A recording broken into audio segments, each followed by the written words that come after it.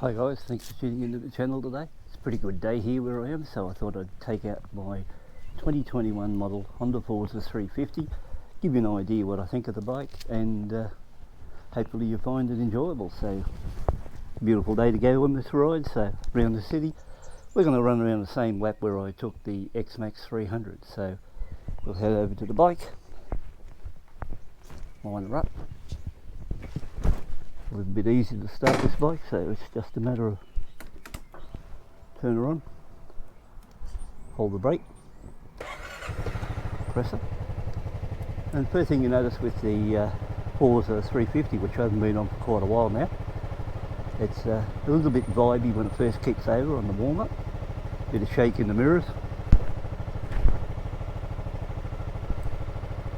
but apart from that, you know, it's all good. I've also fitted here a rail or a mounting system where I purchased it from, I don't know where that come from, but I bought it a few weeks back. I think it took about 5 or 6 weeks to get here from somewhere overseas, and could have been China, yeah, most likely would have been, and that'll come in handy when I want to run the GoPro up here, or when I want to run the drone and use the mount there for the beacon, so it's going to come in handy. So I'll give this a minute or so to warm up now, so I'll just move her back.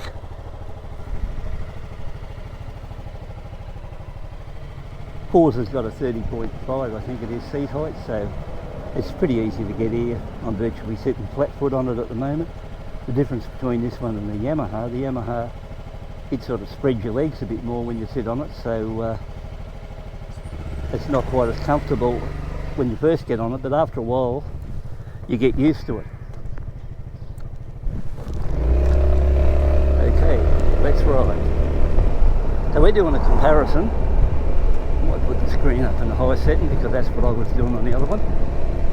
Straight away when you go over the bumps, I can notice that the Forza's doesn't handle the bumps as good as what the Yamaha's does. The Yamaha's got a little bit better suspension there. So we are going to ride the same route.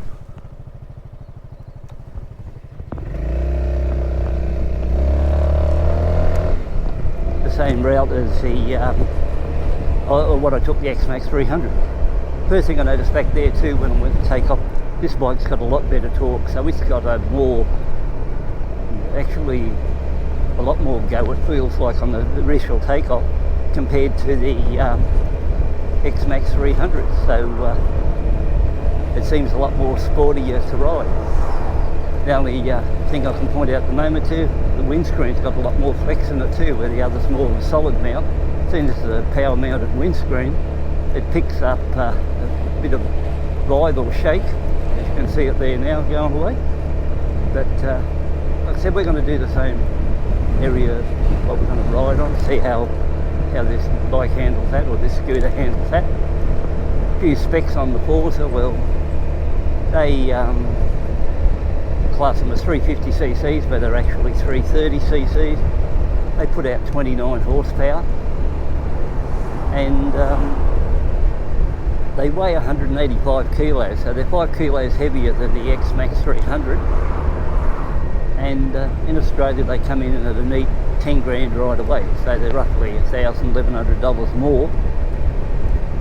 I would actually, just looking down at the mirrors, I would say the mirrors, as far as looking into for a clear image, they're a bit shaky on this one, so I would say the Xmax 300's got the better mirrors to look out at this stage around town, because that's all we're doing at the moment, around town run. This is the same hill I took the Xmax 300 up, so we'll see how this climbs this hill, because you can't really tell in the video how steep this hill is, but when I get to it now, I'm virtually pointing almost straight up. So it's a good climb up along here. It's sort of running the bumps all right, but still not in the same category as the Xmax when it ran over. Before I give the Xmax a bit of a hit here, so I'll give this one sort of right on the peak. So you can tell it's got pretty good pickup as far as that goes up there. So you know, it's quite adequate power there. I think the feeling at the moment, the 350 Forza gives you the impression it must be the gearing or rollers, whatever they put in these ones, how they determine what they're like. The Forza 350 seems a lot more livelier. So I think, I don't know, first impression so far, I think if you're out there doing silly things, this one would get you into a little bit of trouble, like as far as with the law and that, because it just sort of begs to be want to twist that throttle and give it a bit of a workout. You can sort of feel, but it's a drawback I can see at the moment compared to the Xmax. The main thing is the Xmax appears to have the better suspension for riding around on, because I am feeling a few of these bumps as I ride over them. So the Xmax got the best suspension, but this appears to have the more powerful motor. So you know, that's the understanding there. Like I said, mirrors sort of vibrate a little bit, or they shake a little bit. It may be different when I get out at speed and I'm cruising around 100 kilometres an hour. The instrumentation is nice and clear, so it's very easy to see. I'm sitting on 50 kilometres an hour now, doing a little bit over 4,500, or roughly 4,500 revs. So if I've got to stop down here when I get to this giveaway, I might try the brakes, see what they're like. It'd be just a normal double brake, just standard, but I'll have to stop here now, so we'll try it. Oh yeah, really good brakes, excellent brakes. Better brakes than what's on the Xmax. Not as much lever pressure, but more bite. So really good brakes, these ones. Feeling around town, which I didn't notice on the Xmax, a little bit of vibe coming through the floorboard. Not so much on the handlebars, but you can feel a little bit of floor vibration. I wonder what the rear brakes like. I'll try the rear. Yeah, good one too. Yeah, the brakes were a lot better on this than the Xmax 300, so they're pretty good in that way. Might ride now with the windscreen down. So we'll pull the screen down. Okay, that's on the slowest setting. The motor on this one, or the exhaust system, it's a little bit more growlier, so it seems a little bit more of an angry exhaust compared to Yamaha's a lot more quieter.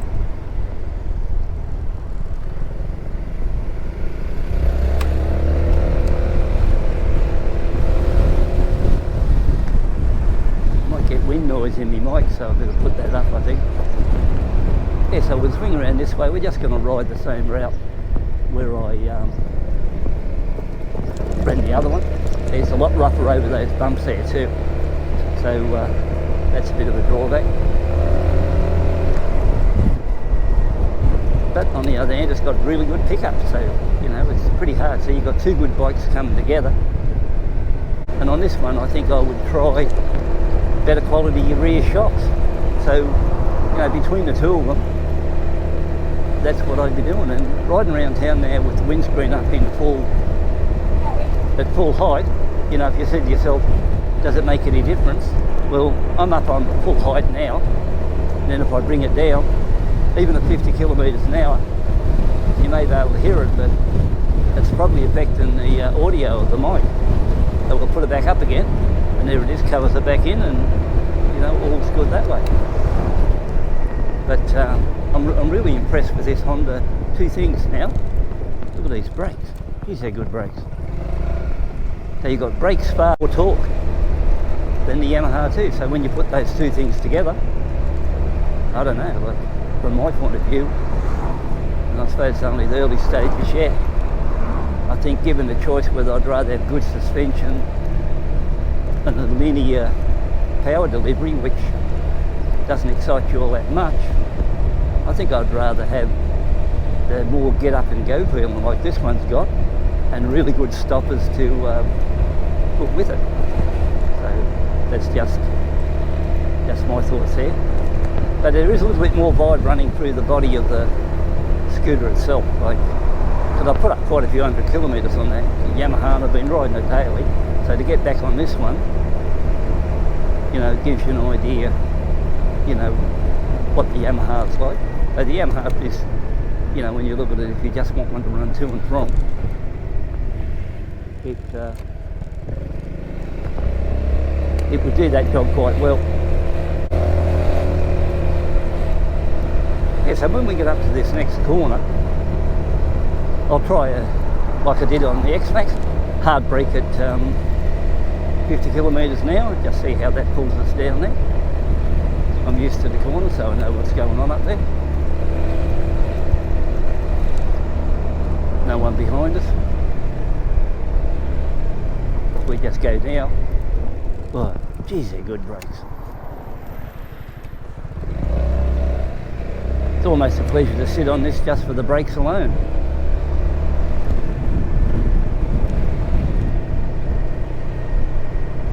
I think seat-wise, I don't think there's much difference between both bikes in the seat, except, like I mentioned earlier, the Yamaha spreads your legs a bit more. But if you take that into account, you know, like, I think it's about equal. When you come along here and you want to manoeuvre or get out of the way of potholes, you can swing the bike left and right, no trouble whatsoever there too. So that part's good. Your central display on this one is maybe a little bit easier to use in the instrumentation or read compared to what's on the Yamaha, because the Yamaha is a little bit smaller. You know, you can tell here I've done, what is it, 996 kilometres. What else we got there? Averaging 3.2 litres per 100 kilometres. I suppose that's alright too. And just shows you voltage, outside temperature, 23. I don't know if it'd be 23 here today, that sounds a little bit rich. Yeah, the overall feeling on it, on the throttle of this one, it's a little bit more, you can't even get a good hit around this corner. It's a little bit more sort of twitchy, or a little bit more on the ball. So if you look at the throttle on this one compared to the Xmax, the Xmax throttle is just so smooth and linear, where this one's a little bit aggro, you'd call it. It just feels like it's not quite as smooth as the Yamaha and the delivery. So the way I look back at it now is they did a really top job on the feeling of the Yamaha to make it so smooth, like sort of just a bit unreal. So you couldn't go past Red with that stupid cheerless, you just walk straight, look straight ahead, didn't even look to a right. So, you know, when you're riding around town on anything, especially motorcycle, you've got to look left, right, forward, backwards, anything that the idiots in the car can think about how they can belt you over. They just don't class a motorcycle or a scooter as a threat. So what we'll do here, I'll swing up to this spot here, we'll swing around the corner because we're running these cycles or scooters the exact same route as what I took the Xmax 300, and that way you get a really good idea of how the bike handles either situation. So we're going to go up here and I'll do a quick takeoff from this corner. That's what I did before, see how it performs.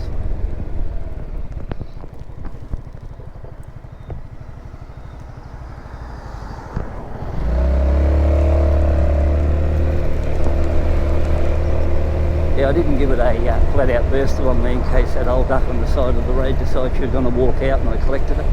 So we'll head back up further and do a lap up that way.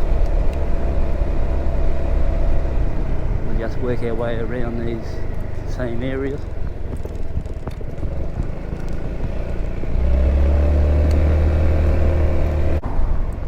When you hit 40 kilometres an hour, the Forza really feels like it wants to get up and go. Like, you can feel it's got a bit of go there. And we've got giveaway signs all along here, so we've got no choice. It's fairly rough road this too, so we'll be able to see how it goes.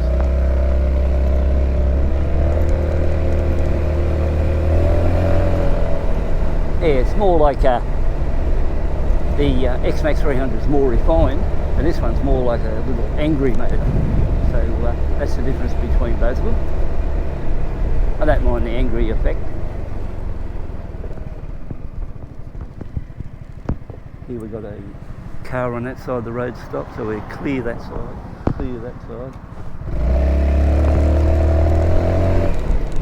Yeah, this is really quick off the mark.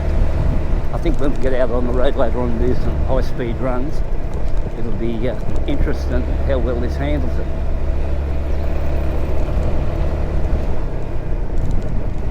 So, as I've mentioned too, between both bikes, they've both got 15-inch front, 14-inch rear, so they're both tired the same way.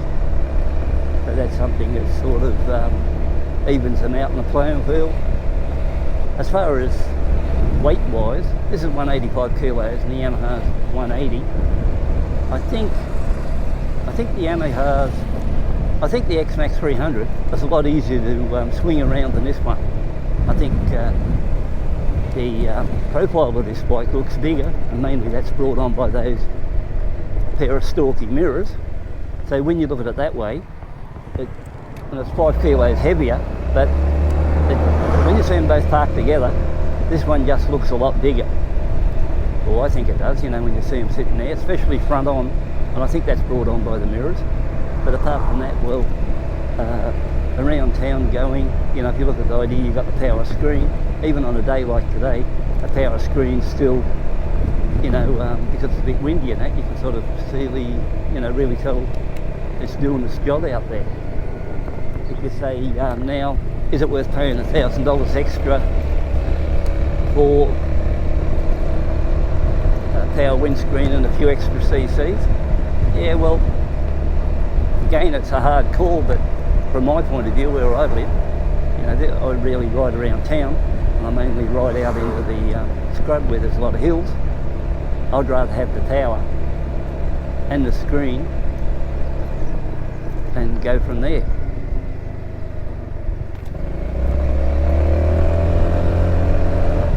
And it's really quick through the roundabouts, you know, like just a little bit of a twist there and you get going pretty well.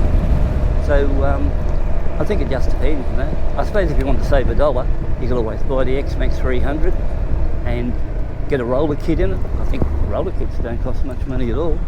You get a roller kit in it, give you that. Do the idea what I told you about, put your windscreen up on high. That'll save you to worry about the power, because I can't see much difference between the power windscreen on high and this one here flapping around, or as you're going along. At least with the Xmax it sits steady. But you know, like if you said at this stage which one I'd rather be sitting on or driving, look, it's hard to say. It's a really hard call. The Xmax does everything well, except the fact that its brakes aren't crash off compared to this, and it's not, doesn't lay down the same torque. So when you look at it that way, there are two of the things I like that: good brakes, good torque. And if you can get that under control and you've got that on the thing, suspension's no big deal. You can just get out there and say, oh well, I'll whip a pair of YSS shocks on it, or you know, $500, and see how it goes in, because that's the only thing that that's the only thing I could think of that could do it. But if you go the other way, well, you've got to work on a even if you put the roller kit into a Xmax 300, I really don't know will that affect the way it delivers power. Say if you got a lot more better acceleration from an Xmax 300 by fitting a new roller kit into it to give it a bit more guts, if it delivered linear power like it does in stock form, you know, you'd have a really good scooter. So, you know, I tell you, when you get up to two bikes which are really hard to pick, one's got like this, good stoppers. Geez, look at that. They'll just almost stop you on the dime. Just hard to believe the difference in the brakes. And you say, oh, I'm not all that concerned about brakes. I think it will be one day if you ever need to use them in an emergency. And I've used these bikes in emergency braking situations, and I think that's where you say to yourself, oh, it's good, those brakes are good. Because it gives you a little bit more confidence if you're riding, if you've got something that's got good brakes. And but either way, the fuel delivery on either bike you'll be satisfied with, and you know, it's not going to be one of those jerky type throttles. It's just that I find that surprisingly Yamaha's that little bit smoother, well, a lot smoother all the way through. And I think that showed in when I first got the bike and I kicked them over and you had them idling. and this one, it shakes a little bit. But remember, this is only the early parts of the test yet. This is only just around town opinion. Either bikes that do you, it's just a matter of what you want. And then when you get out on the road, which is the area I really specialise in riding the bikes, I very rarely ride in town. Like you said to me, if I ever rode up the main street in 9 years since I've had a bike, never. So I rarely do any riding around town, and I keep on me riding for out here. And, you know, I live on the outskirts of town, and I can just head straight out along the road and go out, and that's where I know the roads really well. I know where the good roads are, bad roads are, worse conditions and stuff like that. So I don't think there's any more I can tell you about this bike. I haven't tried the headlights at night time, haven't been out at night with it that way. The seating position's comfortable. Like, you've got plenty of room there, it's nice and comfortable. I'll later on take this out and give it some good long runs out along the road, where we're going to try it cruising at high speed, running it through corners. We're going to do a couple of hill starts and see how well it pulls up a hill, do from 0 to 100 hits. You know, all sorts of stuff I'm going to put on when I get out along the road where you can't do much around town, because you're always on the alert for what's going on. So hope you keep that in mind, and I think I might, in case I fail to mention it, this bike is also fitted with dual channel ABS, and it's also fitted with traction control, which I never bother turning off, and it's always on there full time. So apart from that, hope you enjoyed this little mini review on this bike. You got a bit of interest out of it, and that's one that I'm going to let you look at both and decide long term which one you'd rather go down that path if you had to buy a scooter.